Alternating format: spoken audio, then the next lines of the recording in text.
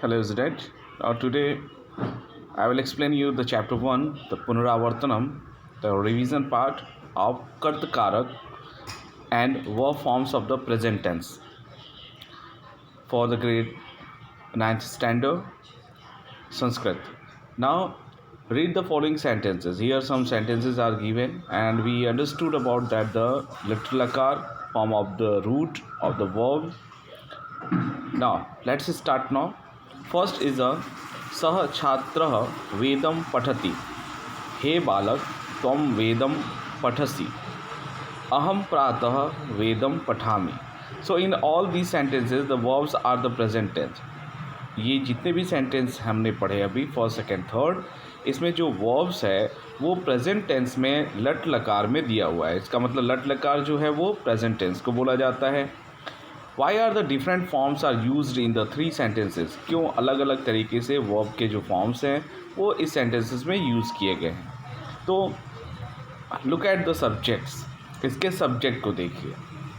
सह, हे बालक, अहम, ये तीन चीज़ें हैं. ठीक है, जो सब्जेक्ट हैं. Now first in the first sentence, पहले सेंटेंस में द सब्जेक्ट सह is the third person singular. Third person का सिंगुलर सब्जेक्ट है. So the verb is also third person singular, जिससे कि हमारा जो वर्ब होगा वो भी थर्ड पर्सन का सिंगुलर यूज़ होगा. इसका मतलब पठति.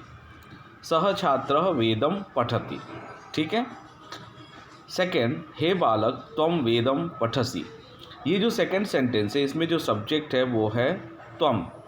ठीक है, तो ये सेकेंड पर्सन सिंगुलर है. So the verb is also second person singular पठसि.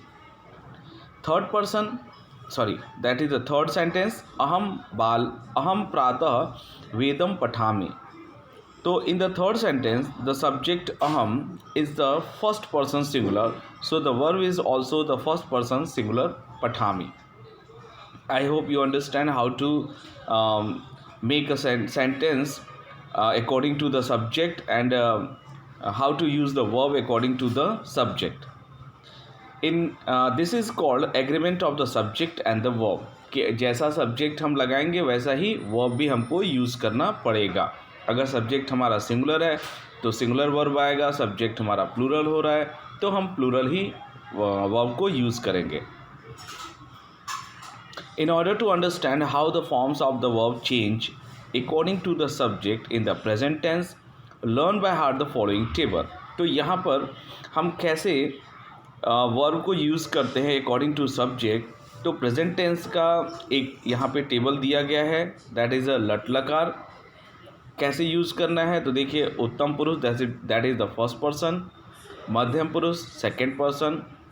अन्य पुरुष या अन्य पुरुष that is the third person. तो फर्स्ट सेकेंड थर्ड पर्सन हमने देखा. फिर सिंगुलर, ड्यूल एंड प्लूरल. तो अहम पठामि, आवाम पठावः, वयम पठामः. सेकेंड पर्सन में त्वं पठसि, यूयाम पठतः, यूयम पठत. थर्ड पर्सन में सह पठति, तौ पठतः, ते पठन्ति. तो इस तरीके से हम देख रहे हैं कि जो सब्जेक्ट है त्वम, यूयाम, यूयम, वो नॉमिनेटिव फॉर्म ऑफ युग्मद इसको बोला जाता है. Are use the respective verbs. ये हमारे जो वर्ब्स हैं पठसी, पठतः, पठत, उसके लिए यूज़ हुआ है. तो ये एक सुटेबल फॉर्म है. क्यों? क्योंकि जैसा सब्जेक्ट है वैसे ही हमने वर्ब को यूज़ किया है. Are suitable for them. ठीक है, ये उनके लिए सुटेबल हुआ. क्यों? क्योंकि जैसा सब्जेक्ट है वैसा ही वर्ब हमने यूज़ किया. सिमिलरली व्हेन इन सेंटेंसेस अहम, आवाम, वयम are the subject the respective suitable verb are. अगर हमने यहाँ सब्जेक्ट अहम, आवाम, वयम यूज़ किया तो उसके लिए जो सुटेबल वर्ब्स है उस हम पठामी, पठावह एंड पठामह यूज़ करते हैं. So all other subjects are third person subject and पठति, पठतः एंड पठन्ति are use with them according to their number. ठीक है, तो इस तरीके से समझिए कि कैसे हम सब्जेक्ट के अकॉर्डिंग वर्ब को यूज़ करते हैं. जैसे रामः वेदम पठति, राम लक्ष्मणो वेदम पठतः छात्रः वेदम पठन्ति। तो जब एक की बात हो, राम अकेले हैं तो पठती, राम और लक्ष्मण दो हो गए तो पठतः, और छात्र मतलब बहुत सारे जब छात्र हो गए तो पठन्ति। तो इस तरीके से हम यहाँ पर अकॉर्डिंग टू सब्जेक्ट वर्ब को यूज़ करते हैं। Many times in Sanskrit, the subject is not mentioned. So even if patami is used, तो aham is understood as the subject. कभी कभी संस्कृत में सब्जेक्ट जो है वो दिया नहीं होता है सेंटेंस में, लेकिन अगर पठामी दिया हुआ है तो पठामी जो है वो टेबल के अकॉर्डिंग अहम के साथ आता है, तो हमें वहाँ समझना चाहिए कि अहम वहाँ पर मेंशन है। सो in the words Namami Sharda Devi, the subject अहम इज़ अंडरस्टूड। क्यों? क्योंकि नमामि यहाँ पर दिया गया है। इन द डायलॉग और dramas many times the subject is understood. क्यों? क्योंकि जैसे यहाँ पे एक हमने देखा नमामि शारदाम देवी, तो नमामि करने के लिए जो हमारा वर्ब है हमें सब्जेक्ट अंडरस्टूड होना चाहिए, क्योंकि अहम वहाँ पर हिडन है और वो अंडरस्टूड है। अब हम आते हैं एक्सरसाइज पर। तो क्वेश्चन फर्स्ट कह रहा है समुचितेन क्रियापदेन रिक्तानाम स्थानम पूर्ति करेण। ठीक है, तो इसमें क्या करना है आपको, सेंटेंस में आपका जो वर्ब है वो क्रियापद है वो रखना है। तो वेदगणा मेघाम यच्छन्ति। ठीक है, दूसरा हो गया वयम अग्निम पूजयामः। थर्ड है अधीश पाठशालम गच्छति। हे छात्रा यूयम मंत्रान लिखत सामगा गायन्ति। तो इस तरीके से आप verb according to subject verb को यूज़ कर सकते हैं। नेक्स्ट है क्वेश्चन नंबर 2, सूचना अनुसार शब्द रूपम चिनूत। मतलब जो ऑप्शन दिए हुए हैं उसमें से हमें करेक्ट यहाँ पे फिल करना है, फाइंड करना है। ठीक है, तो हस का दिया हुआ है, हस अन्य पुरुष द्विवचन, तो इसका क्या होगा हसतः, हस हसतः। चल का क्या होगा चलथ, चलथ सॉरी चलथ। खेल का क्या होगा खेलामः। खाद का क्या होगा खादन्ति। पा का क्या होगा पिबामि। गम का क्या होगा गच्छथ।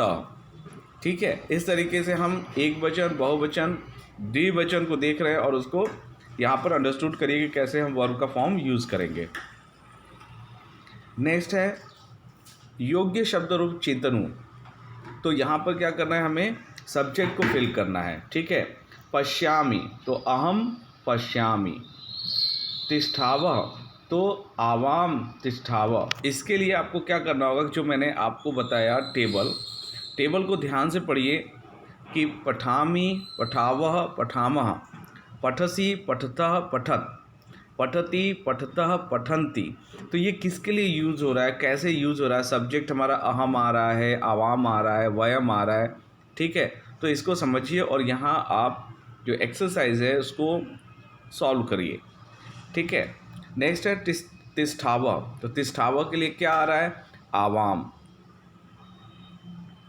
नेक्स्ट हमारा है अहम गृहम गच्छामि। सह नश्यति वयम कथयामः। Now here translate into English, मतलब आंग्ल भाषायाम अनुवादत। तो इंग्लिश में आपको ट्रांसलेट करना है। भक्ता श्रोतम पठन्ति, द डिवोटीज रिसाइट द स्टोर्टा। ठीक है, इस तरीके से हम यहाँ पर उसको इंग्लिश में कन्वर्ट कर देते हैं। छात्रा पत्रम लिखति, a girl student is writing a letter.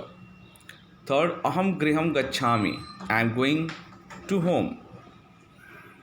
Fourth वयम ईश्वरम नमामः, we bow down to God.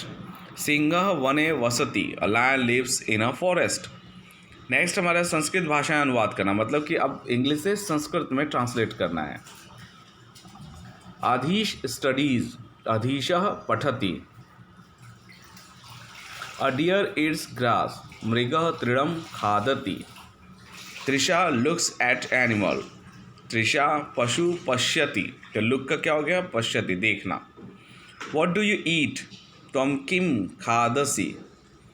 We go to school. Vayam Vidyalayam Gachama. So, student, I hope you understand that is the your subject and agreement with the verb. I hope you understand. And at the last, please like my videos and subscribe my channel so you can update as soon as possible. Thank you.